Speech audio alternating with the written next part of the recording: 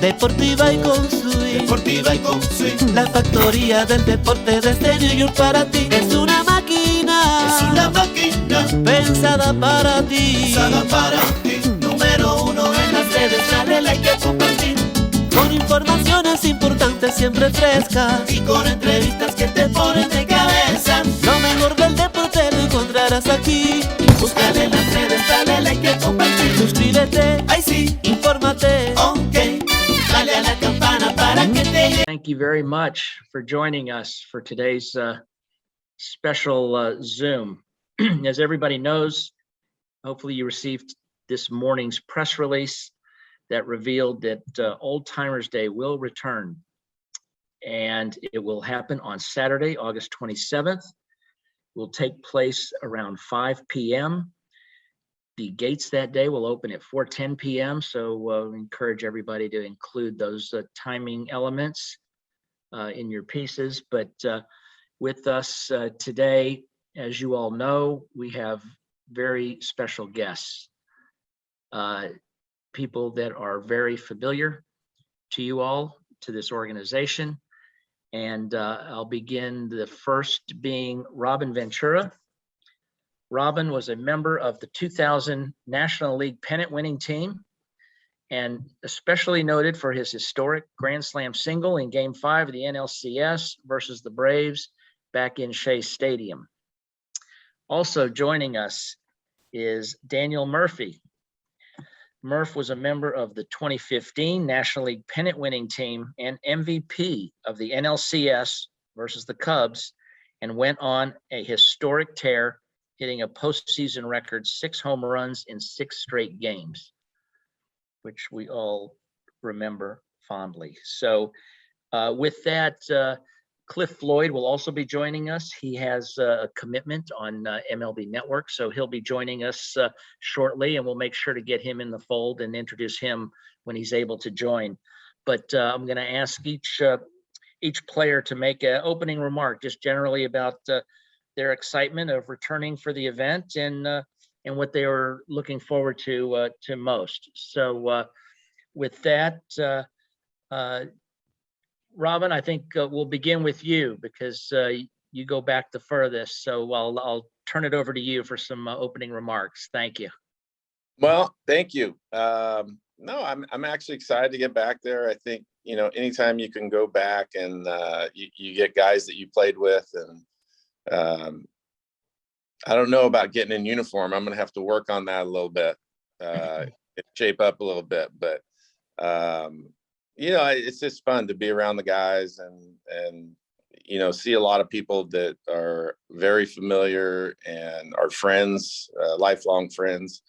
And, I'm excited. And the fans, I mean, I don't know if they really want to watch this kind of baseball, but, it's fun to get out there and just kind of reconnect. Thank you, Robin. Murph, we'll turn it to you.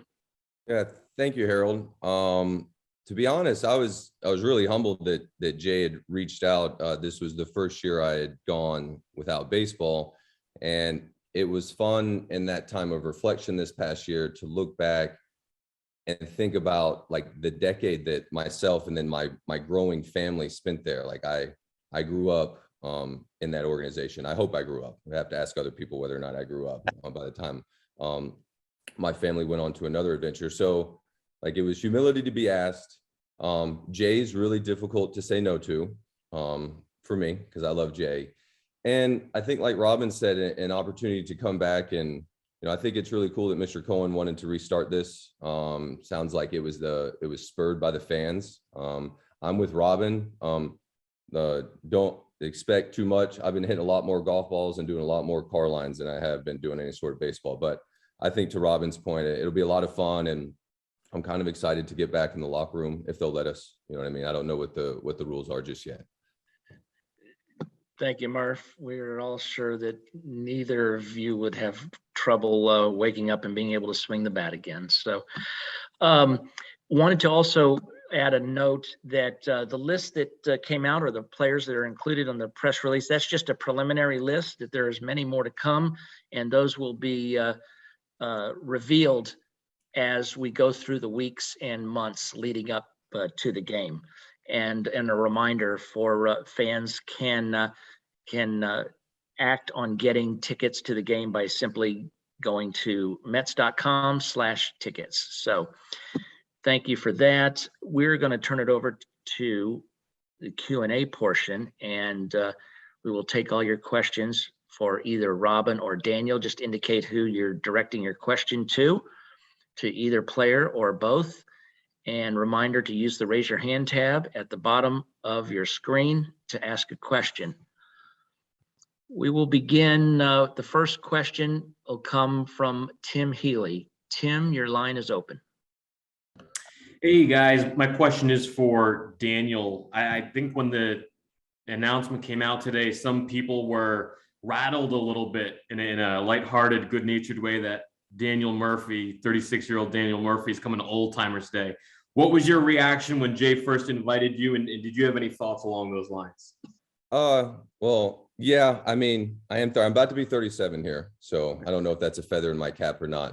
But I would say my initial reaction to Jay, really, I have such a fond place in my heart for the Mets and what they meant to my career and growing up, and to be able to look back on that, like when he said and invited us, my family, I was really excited. And then, you know, I couldn't still play by any stretch of the imagination, but I guess I'll probably be about the youngest one there. So that is, I would say, in a lighthearted way, quite comical.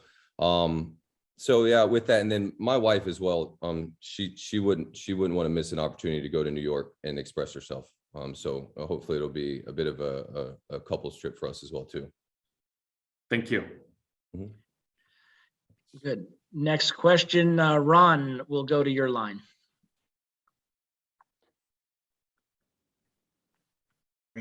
Hey, Robin. For someone who lived through the 90s and then the start of testing in your final seasons, do you think without testing this winter, would you think fans will be suspicious of any players who show up when the season starts bulked up? Say that again. Having lived through the steroids era and the start of testing, do you think fans will be suspicious if any players show up bulked up at the start of the season whenever it starts? I think they always would be, but I don't get the question. Like I Well, there's don't no drug testing this offseason. really. Yeah.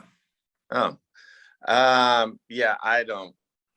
That's the first I've heard of it, but yeah, I think that would just be a natural reaction. I think even when there was testing, somebody showed up big, there was still, I mean, I think people still question it. So I don't see any reason why that would change. Okay. Thank you. I didn't know that. Thanks for letting me know. Next up, Eddie Coleman, your line is open. Hey guys, good to see you. One question for each guy. Robin, first, you wore a lot of uniforms, Robin, and you managed too. I just wondered where the Mets fit into the picture for you as far as your career and coming back here for Old Timers Day. It's a very special place. You know, I think the team I was on was very tight knit. The people who worked there, we were all, I mean, I did your radio shows half the time. So Fox had Remax. Nobody more realistic than Remax. I can remember that, but it's just a special place. You know, there was great guys on that team. You know, the staff, even, you know, Jay, Shannon. It holds a special place for me, and I had a great time when I was there. I loved it. I really did, and it factors in a lot of things, but it'll always be very special to me. Thanks for making my job easier too, by the way. And for Murph, I had to laugh, Murph, kind of an offshoot of the other question that you got too, because I just wondered how you felt being lumped into with Cliff and Robin as an old timer. Well, look at the back of their baseball cards, and I'll take that lumping right there anytime, Eddie. It's good to see you again. Good to see you too. How do you feel about coming back in kind of a short time and being at Citi Field again? Yeah, missed it in the 2020 season, unfortunately. Didn't get a chance to see you guys there, and but yeah, it hasn't been that long. My wife has actually been back. There was a prom series event that with her charity that she was up at Citi Field for, that Cabernet, now Conforto, they got married, helped her with. But yeah, I'm very excited to come back. Then when Jay asks, like, my initial thought was, yes, I see myself as a Met because of just the years that we spent there, coming up through the system, the relationships that I built in the minor league system, like Yuri's Familia and Juan Lagares, and I came up with these guys, and then Cliff Floyd, he's coming on later. But when I think of David, like, I observed David as much as I felt like, I could, and watched him the way he went about it. But he taught me so much about baseball and what it looked like to be a professional. And he would always talk about Cliff. And so, like, yeah, Queens has a very special place in my heart. Gotcha. Thanks, Murph. Cheers. Thanks, Murph. Joel Sherman, we'll come to your line next. Since Ron Blum was nice enough to open up non-old timers days question, I actually have one in that vein for Daniel also, just because before he retired, you are on the executive committee, Daniel, of the Players Association and involved in a lot of the 2020 stuff. I wonder, sitting and watching this as someone who understands the people involved, the issues involved, what you think about where we are right now, and if you're hopeful about resolution without too much further blood being drawn here. Hey, Joel. Hey. I'm optimist and a bit of an agreeable person by temperament. So yes, I am hopeful. I would be more hopeful after the owners' meetings in Orlando if we could have a discussion with the union. There's been a bit of tension since the last time they were able to get in the room together. So watching it from afar, I think reasonable discussion is only going to happen, probably, it seems like, in the room. And so let's see if we can, hopefully come out of maybe today or tomorrow, the next couple of days, with a bit of a schedule. Because, as a baseball player, the bell rings here pretty soon. Not for me anymore. Like, I have tea times ish, but we're only a handful of days away from the scheduled start of spring training. And I saw the waste management was starting. And when I would see the waste management, there's a lot of green out there, and all the green would make me think it's time for camp. And so, and once we leave for camp, we don't come back after that adventure. You hope for a long, long time. And so, I'm certain there's probably, I say certain, I'm sure there's anxiety on both sides, but some reasonable discussions sure seems like it. Hopefully it's in the cards. Thanks, Murph. Mm-hmm. Next up, Jerry Beach, your line's open. Hey guys, great to see you. Hope you're doing well. I got two quick questions for Robin and one for Murph. Robin, how is the college experience going? Are you still in school? Have you finished the degree? And you can talk a little bit about the experience of coming back to campus as a coach. It's been great. I think, one of the comforts of coming here is I'm familiar with the people that I'm coaching with. Josh is our head coach. His dad was my coach.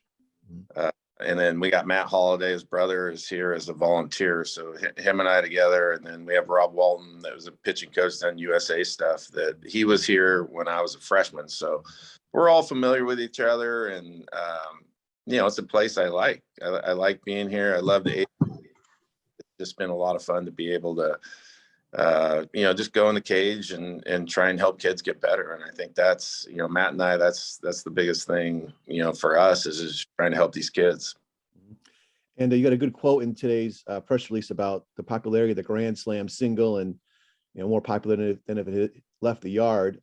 If you have one thing you have to imitate in August, is it going to be the Grand Slam single or the Piazza at Yankee Stadium flopping on the tarp during a rain delay? Our kids here found that Piazza clip. They're pretty good at going on the internet and finding things, but I don't know if I could actually run on a tarp.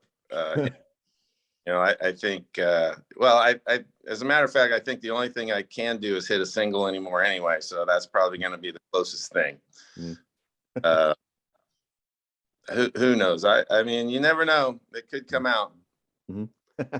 And Murph, I was wondering, you said how happy you are to come back to Citi Field, and I wondered, there was never really a chance for you to say goodbye 6 years ago. You had that great postseason. You went to the World Series, and then, they didn't really make you an offer. And you went to Washington. What's it gonna be like for you to come back? And is it a chance for you to kind of put a period on that end of that chapter that maybe you didn't get the chance to in free agency? Hey, Jerry. See you, man. I would say, first off, the Mets, the first time that me and my family were able to come back in 2016, did a really, really cool and humbling tribute when we came back, and then got us, the fans, a standing ovation, and also my first at bat, which was unexpected and really, really appreciated. And then they proceeded to boo me a bit, which was completely understood. So from that perspective, not so much. I'd say maybe the start of another adventure, and the Mets did make a qualifying offer that we ended up saying no to, and entered the open market that offseason.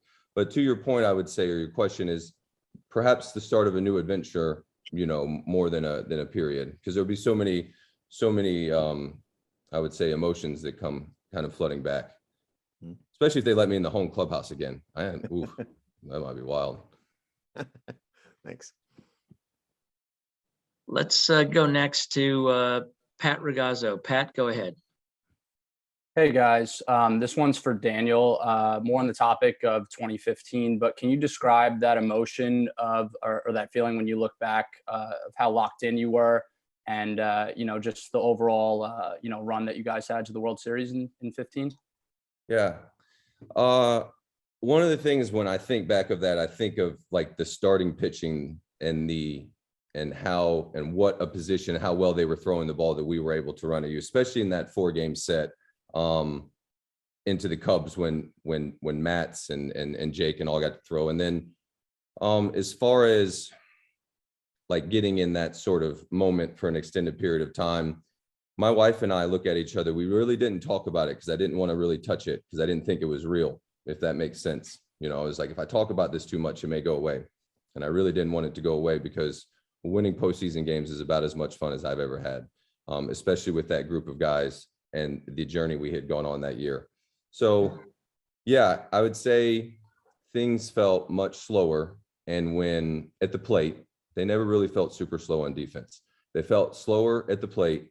And when my eyes said go and swing and do something, my body did what it was asked to do. So, and then cracked a couple homers. Thank you. Mm-hmm. Mark Roseman, your line is open.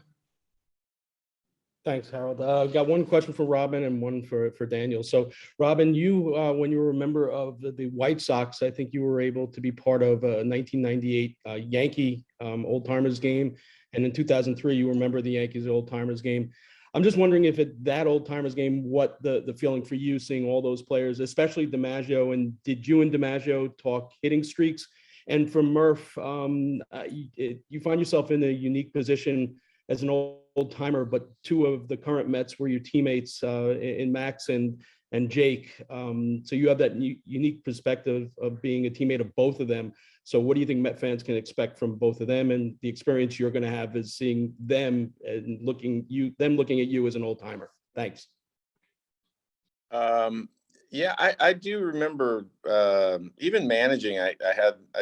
There was an old timers game there. It's just, I don't know. There's just some good about seeing people come back and be in the stadium. And,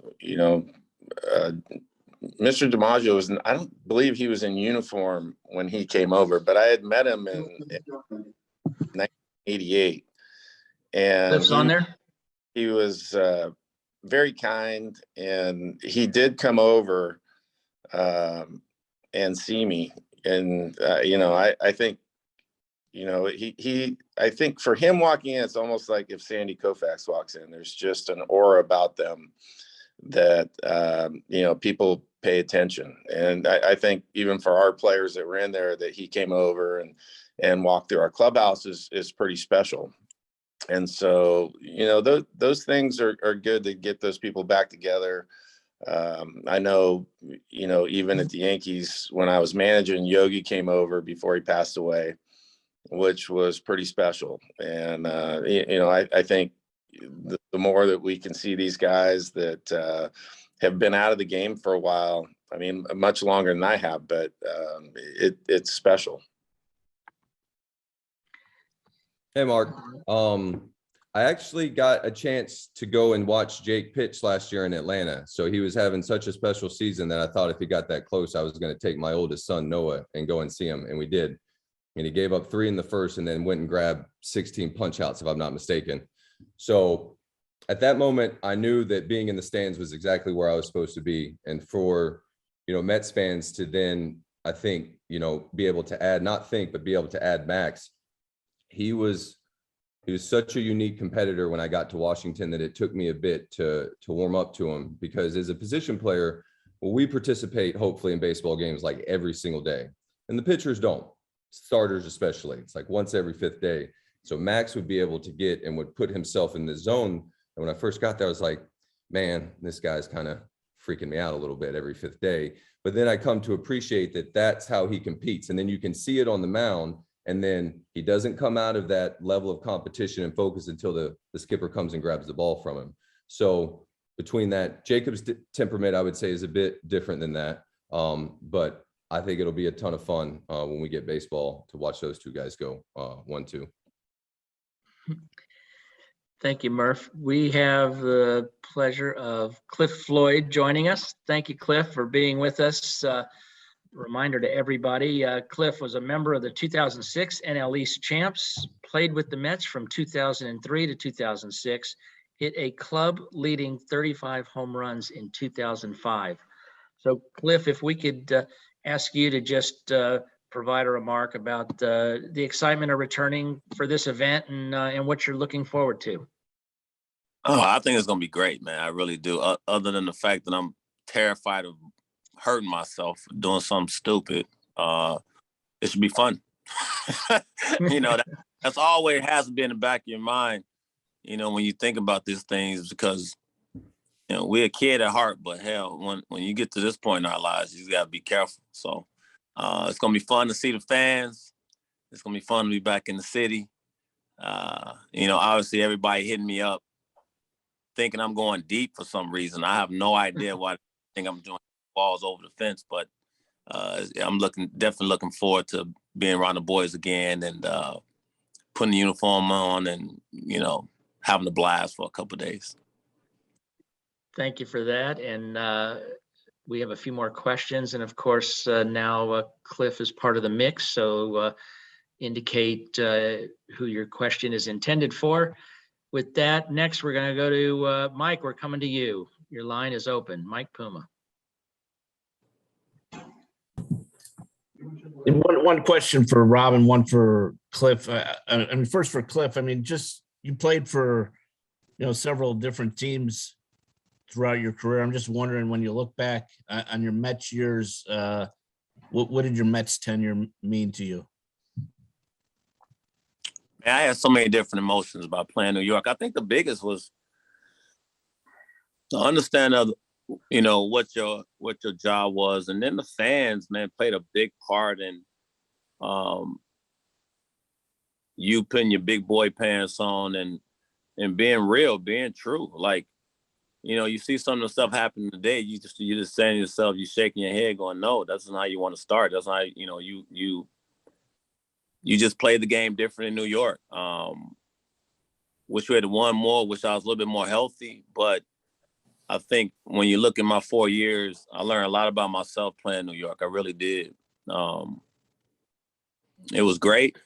We had some, big ups, some few downs.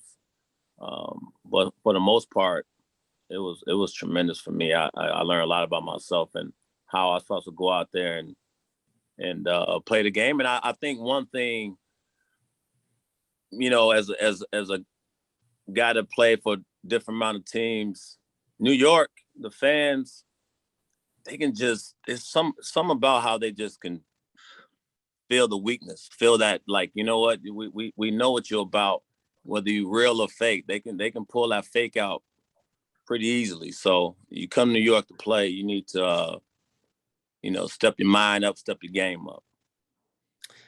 And for Robin, if I remember correctly, I think it was 4 years ago when the Mets had managerial opening, your name surfaced as somebody they had maybe wanted to talk to, or maybe they did talk to.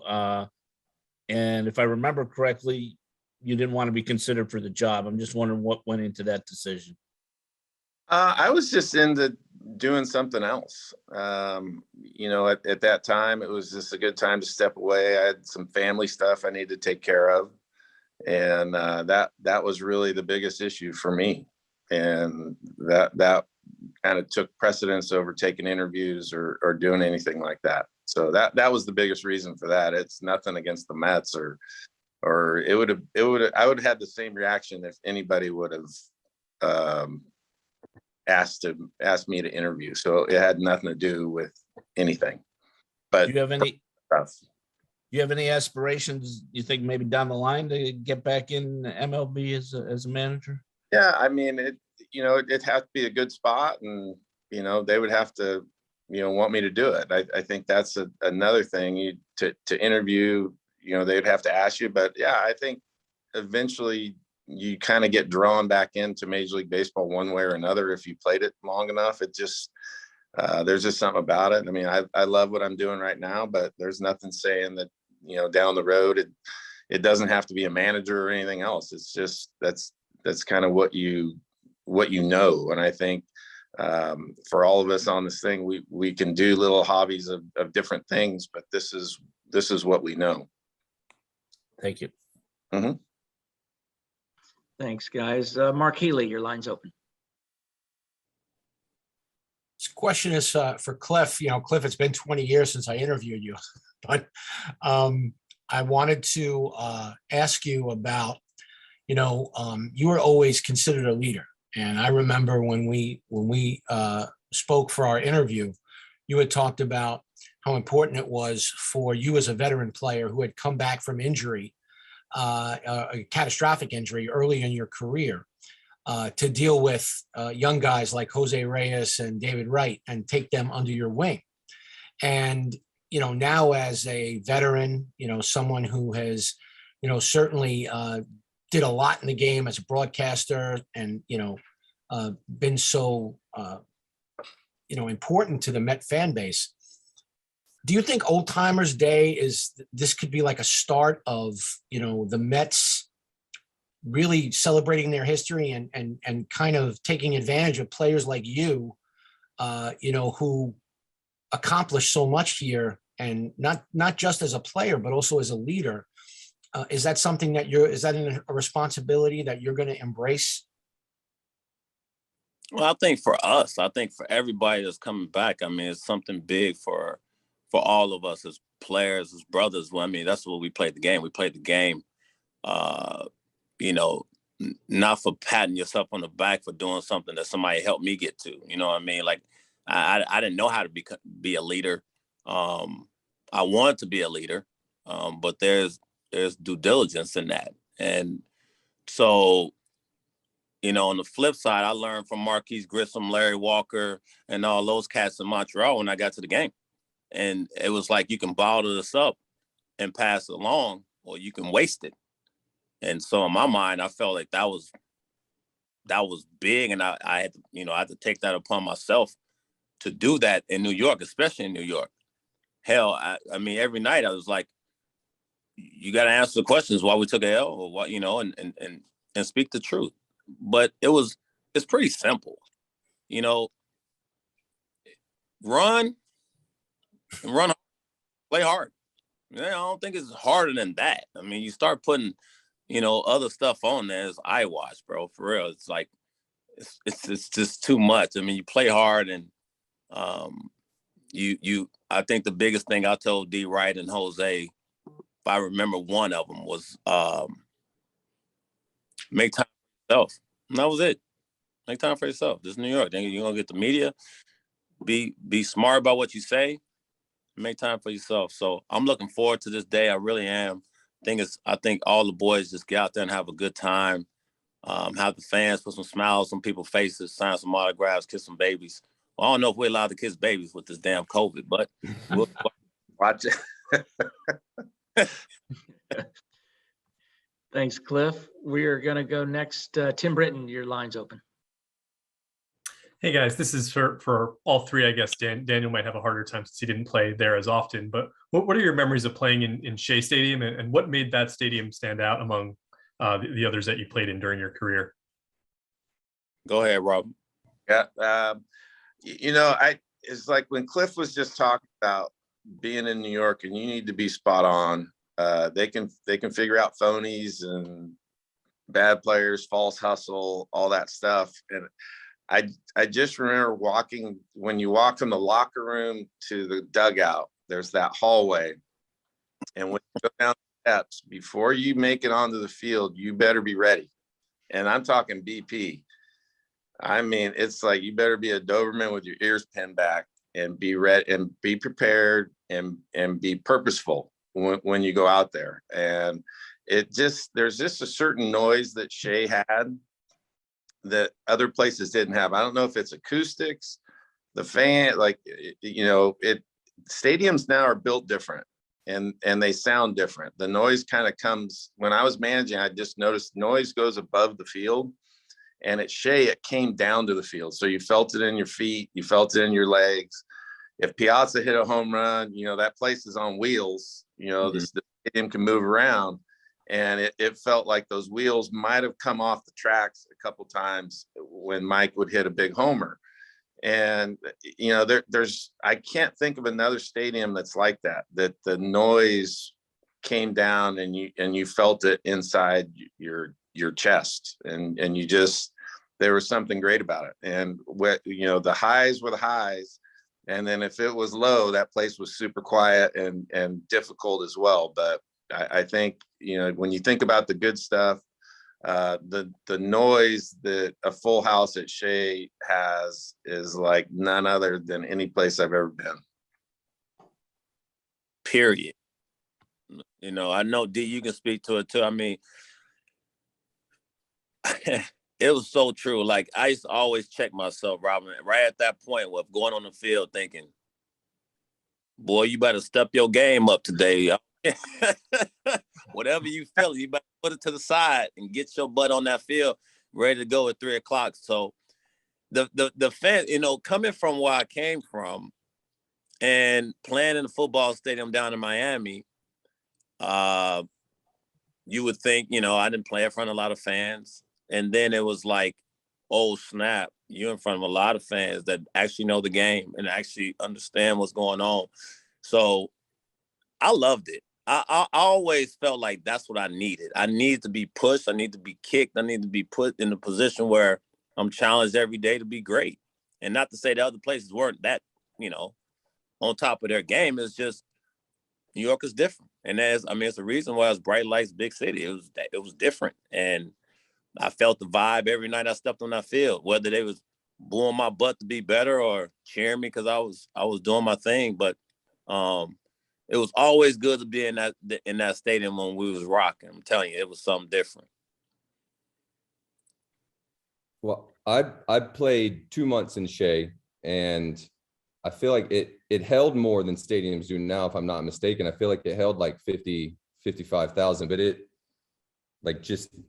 I was like 23 years old and wasn't entirely certain I was in the right position being at Shea Stadium at that time. I had just gotten called up. So to see this thing, I stayed at the Holiday Inn across the street as well too, but kind of like unfold in front of you. And then they let me inside of it. And then I came down that same tunnel that those two guys, that Robbie and Cliff came down, but it was a bit dark, but like you just opened up into it, and then the bell rang. And I think that competition is a choice. And I think that when the guys out there, the Mets, when we chose to compete, I think the fans rewarded that, because you can see that. I think you can see that when somebody fully engages in what they're trying to accomplish, win or lose, like I think the fans recognize that. And so not as long as those guys, but certainly impactful walking through Shea. Thank you. Good stuff. Eddie, back to you. Eddie Coleman. Thanks, Harold. This one's for Cliffy. And Cliff, by the way, David still talks about carrying your bags onto the plane. Still remembers that fondly. Yo, hey. You came, your first full year was 1994. You came up the year before, but with what's going on today, Cliff, when you think back to that was obviously when they pulled the plug in 94, you guys had won first place at that time in Montreal. But what's your thoughts with what's going on today when you think back to that being really your first introduction to the game in 94? Man, everything has changed, and D can speak to it differently. Robin and I was sort of around the same, but D can speak to it differently about how the game evolves and changes. And every situation is different. And so right now, being outside looking in, I mean, there's some similarities to why you have this going on. But, for the most part, I'm being 100 as I possibly can, man. You got to get a deal done. I mean, baseball needs to be played. Daniel spoke to a minute ago. When they get back out there, I know it has to be sooner or later, but I know you got to dot I's and cross T's, but it's just tough to watch, especially when the world is going through what we're going through. So I think that in itself is a little bit different than 94. So it's always tough. Negotiations is always tough. It's tough in every sport, not just sports and the world. And negotiations are always tough, but as you can tell, these are very uncomfortable conversations to have because it's just, it's two sides that's trying to get what they want. So hopefully it gets done sooner than later. Thanks. Thank you, guys. Jerry, back to you. I think you had one follow-up. Thanks, Harold. Daniel, your comment about going to see Jake last year in Atlanta kind of triggered this for me. You always had a really photographic memory of games, and like we'd ask you afterwards about a certain segment, where guys were placed in the shift and the pitch that was thrown to another batter and things like that. I wondered, did that immediately come back to you when you were at the game in Atlanta with your son? Were you seeing the game like you would as a player? And do you think, I know I should ask you this in August probably, but when you come back to City, will that come back to you as well in a place you played so many games? Will you watch that game or even the old timers game like you'd watch a game, as a player? I think to answer the first kind of question, when I got to the stadium, I started observing. We got there for batting practice. So I would say I observed how the ball was coming off the bat of the guys to see who felt like maybe they were locked in and what adjustments they were trying to make with the ball flight. And then when the game started, it was more that one because the Braves came out and I feel like they swung it like every first pitch. They were swinging that game as soon as they came out. And Jake and Mac behind the plate, it seems like they recognized that after they kind of gotten beat. It was about the first four batters, I think. The leadoff guy, switch hitter, hit a triple anyway, and then Austin Riley hit a 2-run homer, and all of a sudden it was 3-0, and then nobody touched Jake anymore. So I did observe it that way. I would say for the old timers game, I'll try to observe it. It will happen significantly slower than my brain will probably want it to, or my body will move a lot slower. But yeah, I try to as much as I can. I still have little ways I watch the game as I'm sure that Robin does, since he gets to see it all the time, and Cliff as well too. Thanks. Gentlemen, Cliff, Robin, Daniel, thank you very much for all your memories today and your sentiments. It's really appreciated. We all look forward to seeing you on August 27th. Again, a couple reminders that we're hopeful that fans will be in their seats that day by 4:45 p.m. Festivities will begin at 5. And again, this is just a preliminary list that you received in the press release today, that over the weeks and months ahead, you'll get a much more inclusive list of some of the other players that'll be returning to participate. So with that, thank you all very much again for joining, and we look to see everybody again soon. We'll ask the alumni to please remain on this Zoom for a separate podcast, and everybody else we will see again in the near future. Y que lo que para mí está el manjado de este lado activo con la máquina deportiva, mi hermano personal, la gente dura, la máquina deportiva.